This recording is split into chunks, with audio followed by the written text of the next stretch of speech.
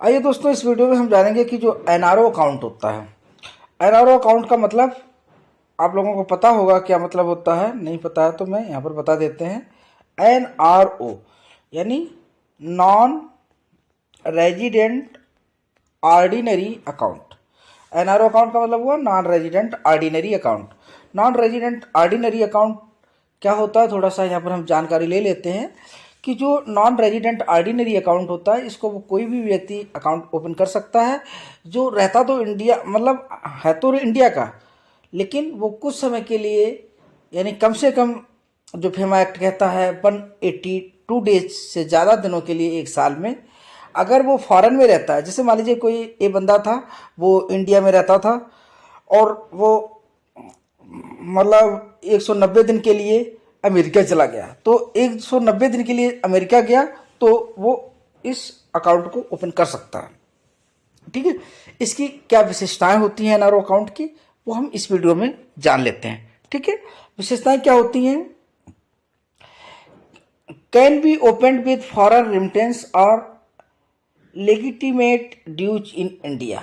ठीक है, इस अकाउंट को खोला जा सकता है विथ फॉरेन रेमिटेंस के साथ में, या कि इंडिया में जो ड्यूज होते हैं।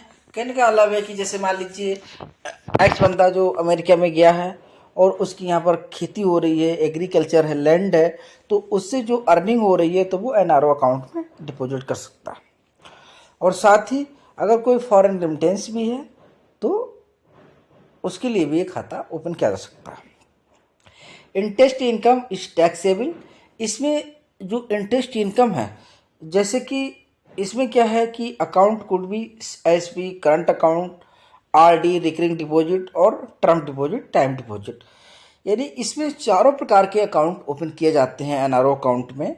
यानी जो एनआरआई बंदे होते हैं जो इंडिया में रहते तो इंडिया में थे, लेकिन अब कुछ दिनों के लिए, लेकिन उसकी कंडीशन है 182 दिन से ज़्यादा दिनों के लिए अगर वो विदेश में चले गए हैं तो वो ये एनआरओ अकाउंट खोल सकते हैं।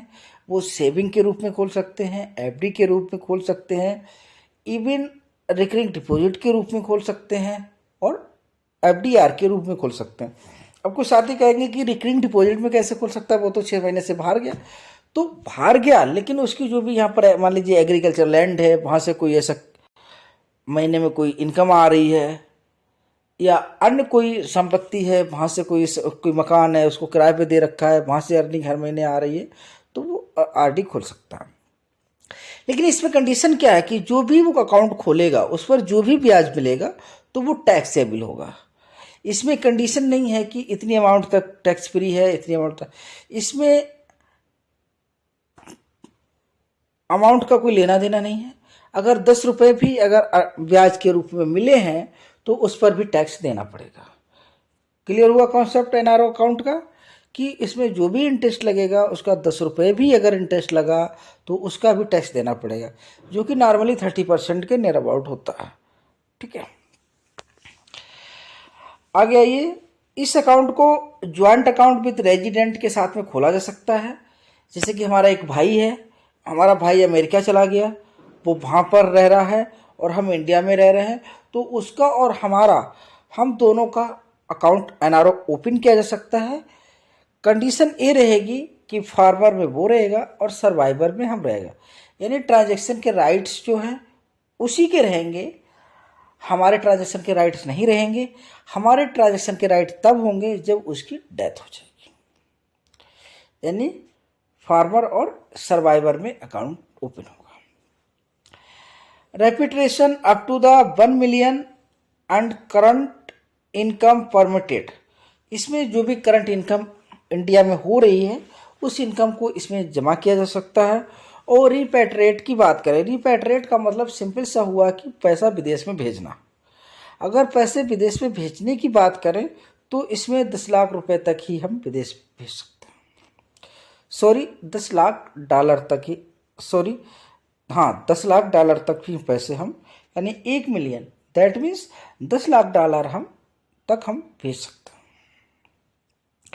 नो लिमिट ऑन लोन, हम लोन भी ले सकते हैं। एनआरओ अकाउंट अगर हमारा चल रहा है तो लोन लिया जा सकता है, इसमें कोई डाउट नहीं है। Power of attorney can be appointed, इसमें पावर ऑफ अटर्नी के माध्यम से ट्रांजैक्शन किया जा सकता है कि जैसे हमारा ब्रदर है अमेरिका में गया हुआ है, उसका और मेरा खाता खुला हुआ है फार्मर और सर्वाइवर में, लेकिन अगर वो हमको पावर ऑफ अटर्नी देके जाता है तो हम उसके बिहाफ पे ट्रांजैक्शन कर सकते हैं।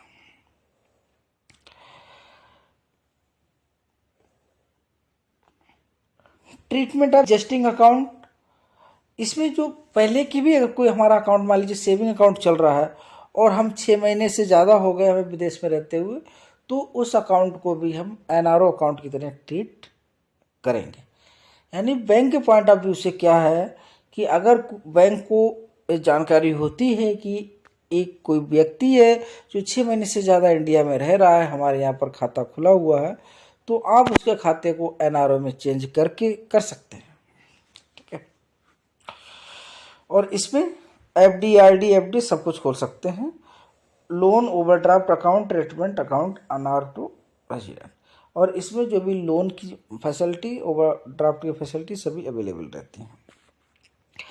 अब अगर हम बात करें एनआरई अकाउंट की, तो एनआरई और एनआरओ अकाउंट में आप समझ गए होंगे कि क्या होता है एनआरओ अकाउंट। तो अब यहाँ पर हम क्या करेंगे, हम समझेंगे कि एनआरई अकाउंट क्या होता है। तो एनआरई अकाउंट का मतलब है नॉन रेजिडेंट एक्सटर्नल अकाउंट, मतलब जिससे पता चलता है कि वो बंदा इंडिया में नहीं है, वो बाहर ही शिफ्ट हो गया मान लो, तो वो एनआरई अकाउंट खोल सकता है। तो एनआरई अकाउंट के फीचर्स क्या हैं, उसकी विशेषताएं क्या हैं, वो हम देख लेते हैं कि ये केवल अकाउंट फॉरेन रेमिटेंस से ही ओपन होगा। कहने का मतलब कि एनआरई अकाउंट जब कोई बंदा मान लीजिए हमारा भाई है अमेरिका में रह रहा है और वहाँ से अगर कोई पैसा भेजता है तो हम उसका यहाँ पे एनआरई खाता खोल सकते हैं, यानी पहली बार तो उसी को खोलना पड़ेगा, ठीक है। Income tax, black tax and gift tax is exempted, और इसमें जो कोई ब्लैक टैक्स है, इनकम टैक्स है इत्यादि जो टैक्सेस हैं वो इसमें माफ है, यानी इसमें टैक्स नहीं लिए जाएंगे, जबकि उस अकाउंट में ले रहे थे। ज्वाइंट, और इस अकाउंट को भी SB, current account, RD, FD में ओपन किया जा सकता है।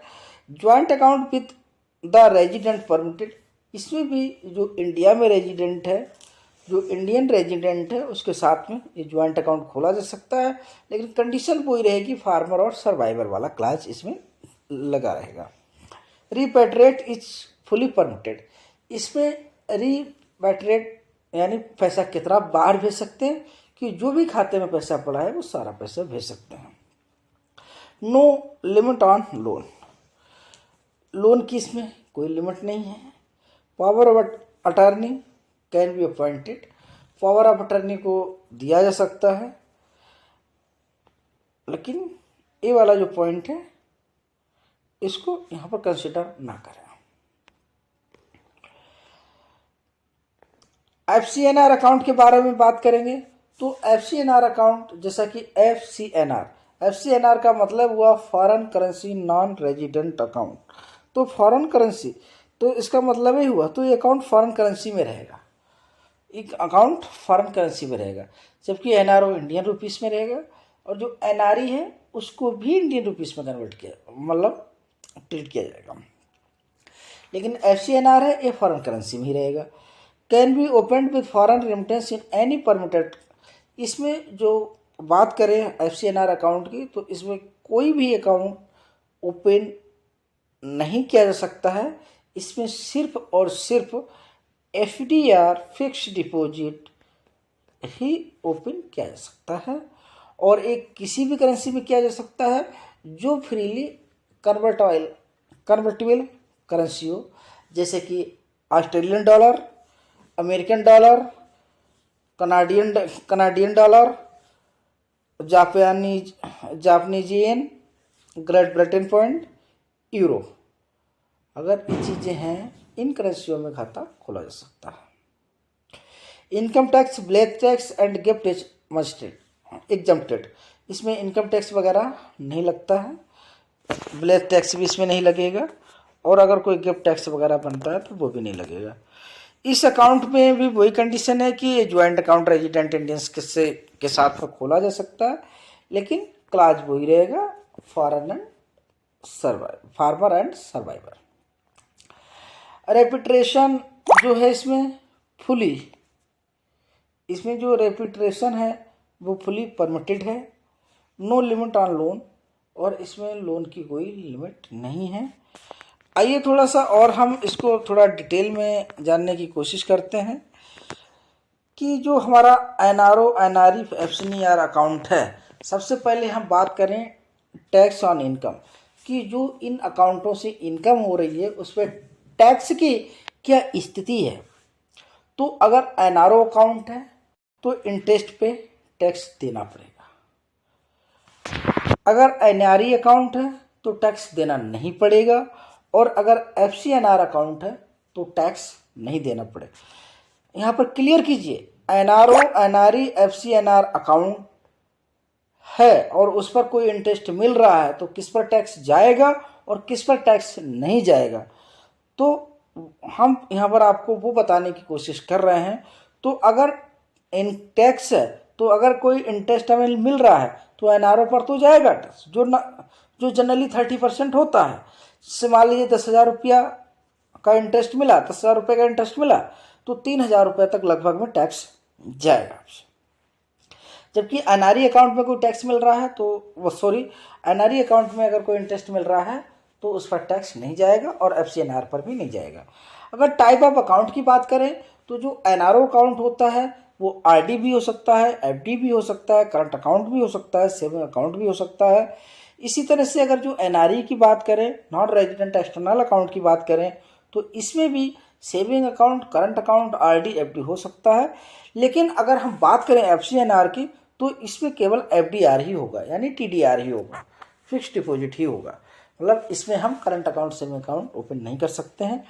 अगर ज्वाइंट अकाउंट की बात करें तो इसमें किया जा सकता है, विथ रेजिडेंट परमिटेड है, विथ अब इसमें जो एनआरओ अकाउंट में तो ये रेजिडेंट बंदे के साथ में अकाउंट को ओपन किया जा सकता है, जबकि एनआरई अकाउंट में नॉन रेजिडेंट को परमिट किया गया है और एफसीएनआर को नॉन रेजिडेंट में परमिट किया गया है। अगर हम इसमें क्रेडिट की बात करें तो जो हमारा एनआरओ अकाउंट है इसमें फॉरेन रेमिटेंस भी आ सकता है, और इंडिया की अगर कोई ड्यूज है, इंडिया से कोई इनकम हो रही है, वो भी इस खाते में जमा कराई जा सकती है। जबकि अगर एनआरई की बात करें तो एनआरई में केवल फॉरेन रेमिटेंस होगा और एफसीएनआर में केवल फॉरेन रेमिटेंस होगा। रेपिट्रेशन की बात करें तो इसमें 10 लाख मिलियन डॉलर तक हम एनआरओ अकाउंट में कर सकते हैं, भेज सकते हैं, जबकि एनआरई अकाउंट में और एफसीएनआर में पूरी की पूरी पावर है, जितना है मैं भेज सकता हूँ। लोन अगेंस्ट डिपॉजिट, अगर डिपॉजिट एनआरओ में डिपॉजिट है, एनआरई में डिपॉजिट है या एफसीएनआर में डिपॉजिट है तो उसके अगेंस्ट में लोन ले सकते हैं, जिसकी कोई लिमिट डिसाइडेड नहीं है। आइए थोड़ा और डीपली में हम जाएंगे, इन तीनों अकाउंटों को देखेंगे कि जो एनआरई अकाउंट है, एफसीएनआर अकाउंट है और एनआरओ अकाउंट है, इसको ओपन कौन कर सकता है। इसको हम नेक्स्ट वीडियो में देखेंगे। Thank you.